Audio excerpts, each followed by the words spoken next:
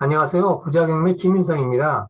오늘은 파주 운정지구 인근 지역에 감정가의 반값 이하로 나온 단독주택이 있어서 물건 분석을 한번 해보겠습니다.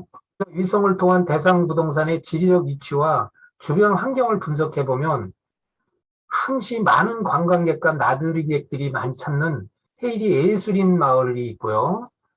또 안보 관광지라고 할 수가 있죠. 오두산 통일전망대가 바로 곁에 있습니다. 주변은 핫한 도시라고 할 수 있는 운정지구가 있습니다. 운정지구가 바로 곁에 그런 위치에 있는 주택입니다. 또 운정지역도 한 5분 거리에 위치하고 있고요. 파주시청이 있는 도심지가 가까운 거리에 있는 그런 대상 물건지입니다. 위성에서 가까이 내려다보면 대상 물건은 운정지구가 바로 곁에 있음을 볼 수가 있죠. 자, 이 물건이 운정지구에서 이렇게 빠졌습니다. 대상 물건은 바로 이 부분입니다. 그래서 해당 물건이. 그래서 이제 그 투자기관에 보면 부동산 투자는 항시 개발 인근지에 사라는 말이 있죠. 그래서 이런 물건들은 일단 투자용이라든지 거주용으로도 충분히 투자해 볼 만한 물건이라 판단이 됩니다. 좌측으로는 이제 자유로가 이제 갈 수 있는 그 교통 여건이고요. 우측으로는 이제 그 파주시청, 아래쪽으로는 남쪽으로는 일산이 가까운 거리에 있는 그런 지리적 위치를 가지고 있는 그런 해당 물건지입니다. 운정역은 5분 거리에 위치하고 있고요. 자, 이거는 지적계양도입니다. 지적계양도상으로 요 도로가 이렇게 있습니다. 이 도로가 여기서 이런 모양으로 나와서 요 도로를 거쳐서 여기가 이제 사거리고요. 이쪽으로가 이제 파주죠. 이게 파주 나가는 쪽이고, 이쪽이 이제 자유로입니다. 자유로고 여기가 일산. 이런 지리적 위치를 갖고 있어서 그 해당 물건지까지 가는 데는 교통 여건은 그렇게 나쁘질 않습니다. 모든 교통 여건은 괜찮은 편으로 이렇게 판단이 됩니다.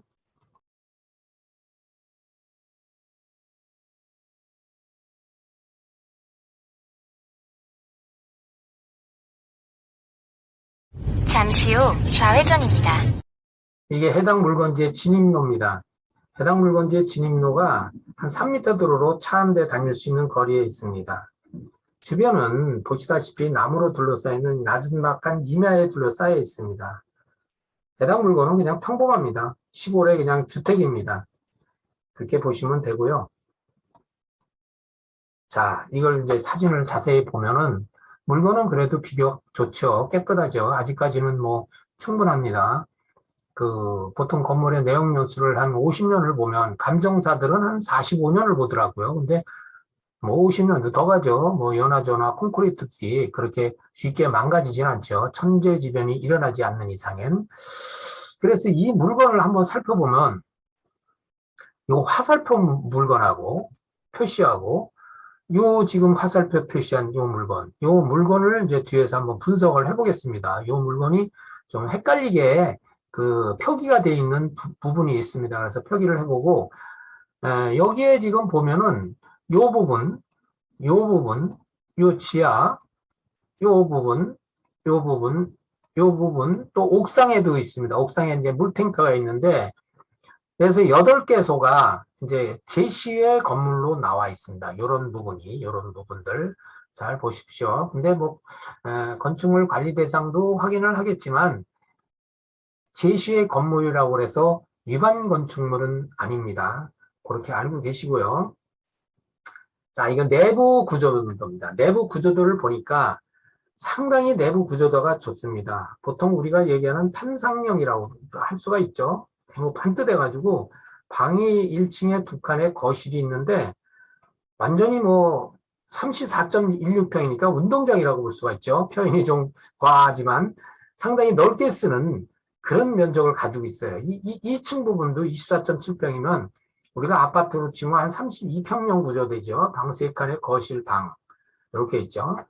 그리고 이제 아까 그 앞서서 그 주택의 환경 주변의 컨디션을 봤듯이 이 부분이 이게 이제 제시의 건물로서 이 발코니 부분에 샤시를 해서 상당히 큰 면적을 사용하고 있습니다. 상당히 큰 면적을 사용하고 있는데 이 면적을 보니까 약 한 18평 정도 되네요. 한 18평 정도가 되는데 18평 정도가 되는데 이 정도면 뭐 이 1층하고 2층하고 뭐 거의 한 78평 정도 아주 상당히 넓은 면적을 편리하게 이용하고 있다. 이렇게 지금 보여지네요. 그래서 요 표시된 부분, 요 표시된 부분들이 점선 부분이 기역에서부터 이음까지, 시옷 이음까지 요것이 제시의 건물이라고 표시가 됐습니다. 그래서 여기 제시의 건물이 이제 하단에 이렇게 표시가 되어 있는데 다시 말씀드리지만 이 부분은 일반 건축물로 등재가 안 돼 있습니다. 그래서 뭐 이행 강제금이든지 이런 부담은 없는 걸로 보여집니다. 예, 그리고 아까도 그 얘기를 했지만 요 부분, 요 하단에 요 표시한 부분 비닐하우스하고 견사 요거를 한번 눈여겨보세요. 자, 이거는 법원 경매 정보지입니다. 법원 경매 정보지에 나온 내용 가지고 자세히 한번 살펴보겠습니다. 사건 번호는 2020 타경 700번이고요. 경매 기일은 2022년 3월 29일 10시입니다. 의정부 지원 고양 지원에서 집행을 합니다. 또 감정평가액을 보니까 감정평가액은 7억 1898만 4340원, 최저 매각가격 3억 5208천원, 49%입니다. 49%. 반값 이하로 떨어져 있는 그런 물건입니다. 이렇게 보시고요. 일괄 매각이라고 있죠. 토지 건물, 제시의 건물, 다 일괄 매각인데, 여기서 아까도 그 얘기한 대로, 그, 비닐하우스하고, 그, 견사라고 그러죠. 계집이라고 합니다. 계집. 보통 그냥 흔하게 계집이라고 그러죠. 여기서 매각 물건은 제외, 이렇게 나옵니다. 매각 물건은 제외. 2-7하고 2-8, 이제, 감정평가상은 시우다고 0이고, 매각 물건 명세상에는 2-7, 2-8로 나오는데, 요 앞에 2는 이제 목록상의 2번 건물을 말하는 거죠. 건물을 말하는 거고요. 그래서 이 부분이 매각 물건에서 제외됐다고 나옵니다. 그래서 요거를 아까 잘 주시를 하고 분석을 해보자. 그런 말씀을 드렸습니다. 한번 분석을 해보죠. 자, 요거는 이제 목록 내역입니다. 목록 내역을 또 한번 살펴보시겠습니다. 그래서 토지 면적은 180.29평입니다. 토지 면적이 상당히 크죠? 180.29평. 건물 연면적. 요 건물 연면적은 그 건축 허가 면적입니다. 그래서 약 59평 정도 되죠. 59평. 그래서 아까 그 제시의 건물하고 합쳐서 보니까 거의 한 78평 정도 이상이 나왔죠. 거의 80평 가까이. 그렇지만 요거는 건축 허가서 면적을 본 겁니다. 이제 요런 면적을 가지고 있고요. 자, 요게 이제 계집입니다. 요게 계집이고요. 요게 이응 표시죠. 감정평가상 이응 표시로 지금 이제 기재가 돼 있죠. 또 요 좌측에는 이제 비닐하우스입니다. 시읒, 비닐하우스. 요 두 부분을 한번 분석을 해보겠습니다. 자, 이 두 부분이 매각물건 명세서상에 뒤에서 다시 확인을 하겠지만 매각물건 명세서상에는 매각에서 제외라고 나와 있습니다. 매각에서 제외라고 나와 있는데 여기에서 요 내용은 지금 감정평가서에서 발췌한 내용입니다. 감정평가서를 보니까 2-7하고 2-8 이게 같습니다. 표시만 다르질 뿐이지. 비닐하우스하고 계집, 견사, 요게 지금 여기가 표시돼 가지고 감정가에 포함이 됐습니다. 감정가에 포함이 됐는데 매각 물건 명세서에는 제외라고 나와 있습니다. 그래서 이런 거를 잘 분석을 해야 됩니다. 계집이 법정지상권이 됩니까? 비닐하우스가 법정지정권이 됩니까? 이거 설명된다고 해도 그럼 매각대금에서 매각물건 명세서처럼 매각대금에 포함시키지 말았어야죠. 감정평가서가. 분명히 여기 평가되어 있습니다. 그래서 제 판단은 이거는 법정지상권을 따질 문제도 아니고 해당 사항이 없다. 또 매각대금에 감정평가사가 포함시켜서 내가 내 돈 주고 사는 내용이다. 제 판단은 그렇습니다. 자, 여기 내용을 보면 요 분명하게 여기 빨간 표시로 된 내용 있죠. 요 표시. 비닐하우스 견사가 감정가격에 포함돼서 이 감정평가액에 포함돼서 토지 및 건물 기호 1하고 2 매각 목록 요 금액하고 제시의 건물 시효다고 이응 매각에서 제외됐다고 법원에서 표기한 요 부분이 여기 포함돼서 감정가액에 기재가 됐습니다. 그래서 이 물건은 분명히 시효다고 이용은 우리가 사는 거다. 판단을 내리시면 됩니다. 제 판단은 그렇습니다. 그래서 그런 분석은 좀 한번 잘 체킹하고 넘어가야 될 부분이 아닌가 이런 판단이 있습니다. 자, 이거는 매각물건 명세서입니다. 매각물건 명세서를 보면 요게 이제 그 최순위 설정 건저당권이죠.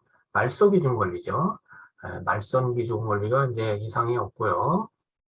여기 조세된 임차 내역도 없습니다. 이게 임차인이 없다는 얘기죠. 깨끗한 물건이죠. 임차인이 없으면 참 편하죠, 우리가. 그래서 임차인이 없는 전입세대 열람 내용이 이렇게 표현되어 있고요. 또 여기 이제 아까 얘기했던 일괄 매각이고요. 이제 그 건물하고 토지하고 제시의 건물하고 일괄 매각이고 요게 이제 그 표시가 나온 내용입니다. 이게 매각 물건에서 제외. 그런데 평가를 내렸죠. 매각 물건에서 제외된 것이 아니라 감정평가서에는 분명히 매각 물건에 포함해서 가격이 나온 부분이다. 그렇기 때문에 이거는 좀 표기가 잘못되지 않았느냐. 그렇게 판단이 있습니다. 이 매각 물건이 시효다고 이응이 대집이 아니고 비닐하우스가 아니고 건물에 해당한다 그러면 이게 토지하고 건물하고 매매가 같이 나오질 않죠. 매각 물건으로. 토지만 나오든지 건물만 나오든지 따로 나와서 그야말로 법정지상권 문제가 이제 그 따져봐야 되는 그런 물건이 그렇게 해당되지만 이건 분명히 아닙니다. 그렇게 판단을 내리시면 될 것 같습니다. 주요 등기사항 요약표입니다. 등기사항 요약표를 보면 이제 그 소유자는 소유자 유증 때는 파주시 당하길 당하동에 다른 곳에 사는 걸로 지금 나와 있습니다. 다른 곳으로 사와 있는 걸로 나와 있고요. 여기 임의경매 개시 결정은 다른 채권자가 했습니다. 또 말소기준 권리를 보니까 말소기준 권리는 2015년 1월 15일 월렁농업협동조합의 근저당 설정이 말소기준 권리입니다. 그래서 이 권리를 보면 그냥 깨끗합니다. 임차인도 없고 뭐 추가로 인수될 권리도 없고 그야말로 깨끗한 건물로 아무런 하자가 없는 그런 물건으로 지금 판단이 있습니다. 건축물 관리대장을 보면 아까 위반 건축물에 대한 내용이 없습니다. 여기 위반 건축물에 대한 내용이 없기 때문에 뭐 그 제시의 건물에 대해서 온전하게 우리가 사서 그냥 처리를 하면 됩니다. 이용을 하든지 아니면 필요 없는 부분을 제거를 하든지 철거를 하든지 해서 사용을 하게 하면 될 걸로 지금 판단이 있습니다. 그래서 이 물건은 사용 승인을 보니까 20년이 넘은 것 같습니다. 20년 됐다고 그래가지고 허물어지는 건물은 아니지 않습니까? 그래서 아직까지도 뭐 충분히 사용할 수 있는 그런 건물로 지금 판단이 있습니다. 토지 이용 계획 확인을 보면은 계획관리지역입니다. 계획관리지역. 이건 계획관리지역이고요. 토지거래 허가구역입니다. 토지거래 허가구역은 허가구역이라도 경매는 허가를 받지 않습니다. 그래서 경매의 장점 중에 하나가 바로 그 부분입니다. 뭐 작은 계획 제출이라든지 이런 중요한 내용에 대해서 다 해제를 받습니다. 그래서 그렇게 이제 보시면 되고요. 이 연도별 개별 공시지가를 보니까 2017년부터 꾸준하게 토지 가격이 상승한 걸 볼 수가 있죠. 그래서 지가는 항상 오르게 마련이다. 그대로 머물러 있지 않다는 것을 이런 걸로 보면은 판단이 씁니다. 그래서 그 평당 가격을 보니까 2021년 1월 현재 그 개별 공시지가가 216만 6,290원 이렇게 평가됐습니다. 그러면 지금까지 해당 물건에 대해서 그 지리적 위치라든지 환경, 법원에서 그 제공한 물건에 대한 내역, 정보, 그리고 권리관계 이런 내용을 다 분석을 했는데 가장 중요한 거는 그 분석 결과 물건에 대해서는 이상이 없습니다. 법정지상권도 해당 없고 또 시의하고 이용하고 그 물건도 감정평가에 의하면 우리가 사는 것이고 아무런 문제가 없습니다. 그러면 이런 물건을 저나 여러분이 이거를 매각한다 그러면 항상 낙찰 예상을 해야 됩니다. 추론을 해야 되는데 이거 참 하기가 사실은 쉽지는 않습니다. 몇 명이 들어오는지 얼마 쓰고 누가 들어오는지 모르기 때문에 우리는 이제 객관적 평가에 의해서 그걸 기준으로 입찰 받는 사람 스스로가 그 어떤 투자용이라든지 주택 이용이라든지 그런 측면에서 판단을 내려서 낙찰가를 쓰고 입찰을 받아야 되는 그런 점이 있습니다. 항상 어떤 경매 물건이 다 그렇습니다. 그래서 이걸 한번 분석을 해보면 감정평가액은 방금 얘기한 대로 7억 1,898만 4,340원이고요. 최저 매각 가격은 3억 5,208천 원, 49%입니다. 또 토지 면적은 180.29평, 건물 연면적은 58.89평, 또 방금 얘기했듯이 이 허가 면적입니다. 자, 그러면 한번 국토교통부 실거래 가격을 이 지역에 얼마만큼 거래가 되고 있는지 한번 비교를 한번 해보기 위해서 한번 보겠습니다. 당하동 이론입니다. 바로 이 소재지 당하동 이론. 2021년 10월 달에 이제 거래가 많이 됐는데 여기를 보니까 다 평수가 이게 작습니다. 평수가 이렇게 다 작아요. 34.5평, 37.2평, 33.6평.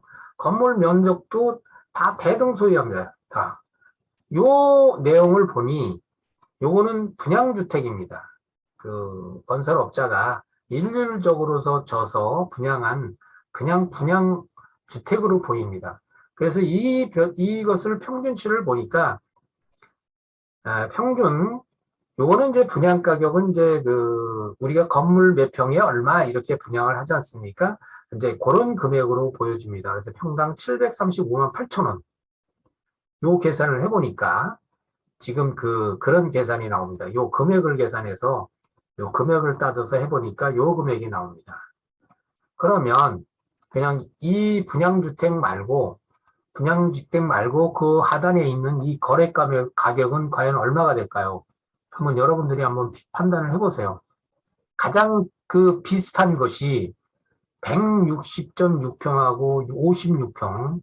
우리 물건하고 거의 비슷한데 우리 해당 물건지하고 땅이 한 20평 정도 작죠. 건물도 살짝 작지만. 그런데 5억 4천에 거래가 됐습니다. 5억 4천. 또 이것도 역시 당하동입니다. 도로명만 다를 뿐이지. 성재안길, 당하길. 여기는 125.5평인데 47평에 7억 1,300에 거래가 됐습니다. 이 부동산 가격은 항상 위치 가격입니다. 그래서 개별 가격이 다 개별성이 있는데 그래도 이 지역에 지금 당하동 해당 물건지 이 지역에 과연 얼마씩 지금 거래가 되고 있느냐 이거를 이제 객관적으로 분석을 해보면 이 물건의 가치가 어느 정도 되고 있구나 이런 거를 판단할 수가 있고 또 그러다 보면 과연 내가 이거를 입찰가를 얼마 정도 쓰면 내 것으로 가져오겠구나. 이런 판단이 쓸 수가 있겠죠. 항상 주관적 판단이 중요합니다. 이거는 객관적 기준에 불과한 것이고 판단 기준이 필요한 그런 내용이지 주관적 판단이 항상 중요한 내용입니다. 그리고 경매는 항상 말씀드리지만 낙찰받기 위해서 합니다. 연습 삼아 하는 게 아니고 공부 삼아 하는 것도 아니고 낙찰을 받는 것이 최상의 목표입니다. 그래야지 돈을 벌든지 뭐 재테크를 하든지 하는 거 아닙니까? 그래서 항상 낙찰을 목표로 두고 경매에 임해야 된다는 말씀을 항상 드립니다. 그러면 여기에 지금 현재 나와 있는 매물들이 과연 얼마만큼 있는지, 얼마에 나왔는지 한번 새로 보시겠습니다. 자, 이 물건입니다. 여기에 이 물건을 한번 보시면, 이제 방화동 225-7 주제, 이 주변에 매물 나온 현황입니다. 현재 나온 매물 현황입니다. 그래서 여기 가까운 거리에 한번 이걸 보면, 해당 물건지는 한 요 정도 됩니다. 요 정도 물건지를 보고, 요동지 물건을 보고, 요 물건을 한번 보면, 이 물건이 실질적으로 매물이 10개로 나와 있는 표시가 됐는데, 이거를 검색해 보니까 실질적으로 10개가 아니고, 같은 물건이 계속 그냥 겹쳐서 기재가 돼서 실질적인 물건을 보니까, 실질적인 물건은 물건이 2개밖에 없습니다. 2개. 11억 7,600하고 9억 9,900. 이 2개가 여기에 나오는 매물입니다. 그래서 여기는 이 매물을 한번 보면, 요거는 매매가가 6억. 하나 나온 겁니다. 하나. 근데도 이제 3개로 표현되고 그렇죠. 그래서 이 가격을 보면 상당히 비싸게 나왔습니다. 그래서 여러분들이 이런 것도 한번 참고로 이렇게 보시면 이 입찰가를 산정하는데 상당히 도움이 될 거로 지금 판단이 씁니다. 그래서 요거 잘 검토를 하세요. 자, 지금까지 모든 권리 분석을 끝냈고요. 이런 거를 제가 분석한 분석 내용을 잘 참고 삼아서 좋은 결과 있기를 기대합니다. 여기까지입니다.